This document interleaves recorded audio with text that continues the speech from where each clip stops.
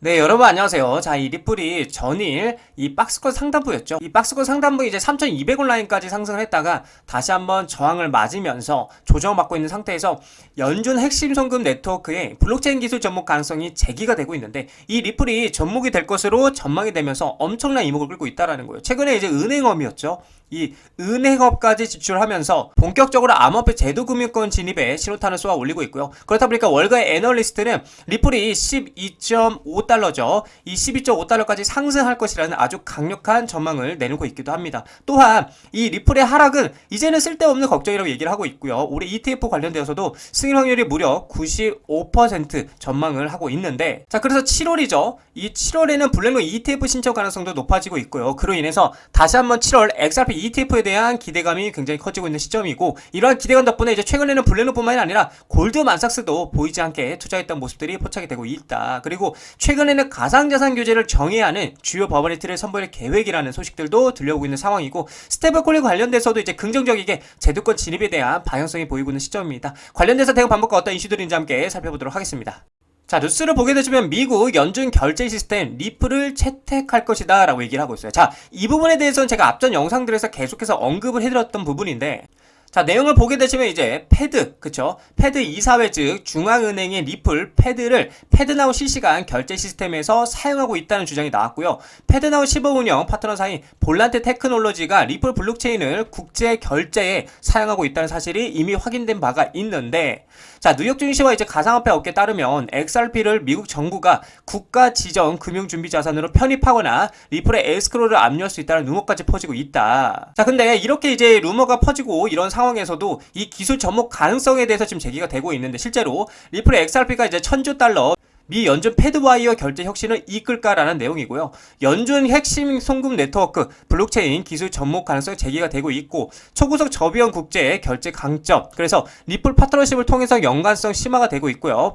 미 연준의 수용 여부와 규제 문제 등 해결해야 될 과제들이 많긴 하지만, 자, 내용을 보게 되면 이제 미 연준 패드죠. 이 패드와이어 결제 네트워크가 암호화폐 특히 리플의 XRP에 의해 혁신될 가능성이 제기가 되면서 금융계의 이목이 집중이 되고 있다. 그래서 이제 암호화폐 전문 매체에서 그렇게 보도가 되었는데, 매년 1,000조 달러 이상의 결제액을 처리하며 미국 이제 국내 총생산 즉 GDP를 며칠 만에 소화하는 패드와이어는 이제 더욱 빠르고 저렴하며 효율적인 거래를 가능하게 할 XRP의 잠재력에 대한 논의가 중심에 서 있다라고 얘기를 하고 있어요. 자, 그래서 이제 보도에 따르면 이제 현재 패드와이어는 정부 지출부터 대기업 거래에 이르기까지 방대한 양의 거래를 처리하고 있지만, 2012년에 출시된 XRP 레전은 거의 즉각적이고 저렴한 국제 결제 기능을 제공하면서 기존 시스템의 한계를 보완할 수 있다는 평가를 받고 있다라는 거죠. 자, 그렇다 보니까 이미 리플이 패드와이어 생태계에서 참여해서 여러 주요 업체와 협력하고 있다는 점에서 XRP가 이 거대한 결제 인프라의 일부를 구동한다는 아이디어는 단순한 추측을 넘어서 실질적인 가능성으로 부상하고 있다는 겁니다. 자, 그래서 패드와이어 결제와 XRP 간의 잠재적 연관성은 리플의 전략적인 파트너십을 통해 더욱 명확해지고 있는데, 패드와이어 인프라를 지원하는 주요 업체인 볼란테 테크놀로지스 그리고 피나스트라는 이미 리플과 협력 관계를 맺고 있다고 얘기를 하고 있는 거죠. 그리고 볼란테 같은 경우는 2015년부터 이제 리플과 협력을 해서 XRP 기반 거래를 지원하는 클라우드 기반 패드와이어 서비스형을 제공하고 있고요. 피나스트라 또한 리플의 블록체인 기술을 자사 결제 시스템에 통합해서 고객들이 리플렛에 참여하는 200개 이상의 금융기관에 접근할 수 있도록 하고 있다라는 거죠. 자, 근데 중요한 거 이제 결국에 미 연준이 XRP를 수용할까라는 건데, 이러한 논의의 핵심은 미 연준이 과연 XRP를 사용을 고려할 것인가 달려 있고요. 연준은 현재까지 디지털 자산에 대해 신중한 입장을 유지했고요. 기존 암호화폐 도입보다는 자체 디지털 화폐 프로젝트에 더 집중하는 경향을 보여왔다. 하지만 2023년 미국의 즉시 결제 시스템 패드나우의 출시는 연준의 혁신에 대한 열린 자세를 보여주는 중요한 신호다. 그래서 패드나우와 이제 패드와이어는 별개의 시스템이지만 동일한 결제 생태계에서 속하며 패드나우는 블록체인 기술의 시험대가 될 수 있다는 분석이 나오고 있다라는 거죠. 자, 그래서 일각에서는 이제 패드나우와 같은 네트워크 효과는 내년 안에 효과를 발휘하기 시작하여서 미국 결제 시장에 지장을 초래하고 고객들이 스위프트와 같은 이제 기존 시스템보다는 리플 네트워크를 선호하게 만들 것이라면서 예측을 내놓고 있는데, 이는 은행들이 더 빠르고 저렴한 결제 대안을 모색함에 따라서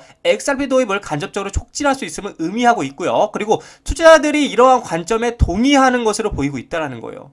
그래서 최근에 XRP 가격이 급등하면서 전문가들은 기관들의 암호화폐 도입이 증가함에 따라서 더 큰 상승세를 예상하고 있다고 얘기하고 있습니다. 자, 그렇다 보니까 이제 패드와이어 페이먼트와 XRP를 통합할 경우 얻을 수 있는 잠재적 이점은 명확하다고 얘기를 하고 있고요.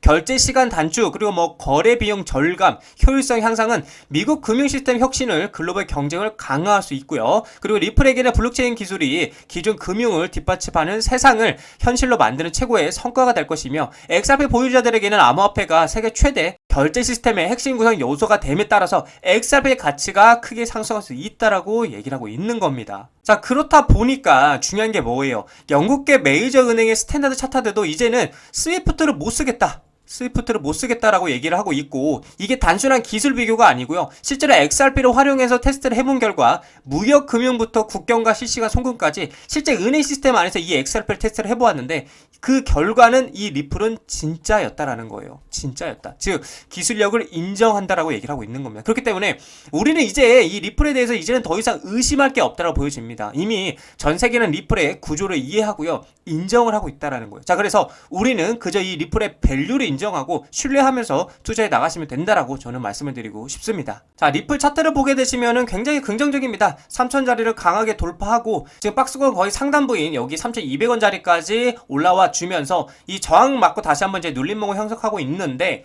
지금 결국 중요한 거는 이 채널, 그쵸? 3,000원 위에 채널에 위에 올라와서 놀고 있다는 게 중요한 포인트예요. 이렇게 된다라면 다시 한번 3,000원자리만 지지하게 된다라면 이제는 정말 3,250원자리 돌파 여부를 확인하러 올라갈 가능성이 굉장히 크다라는 거. 그리고 나서 돌파하고 나서 안착하게 된다라면 이제는 상방으로 올라갈 겁니다 라고 여러분들에게 명확하게 말씀을 드릴 수 있을 것 같고요.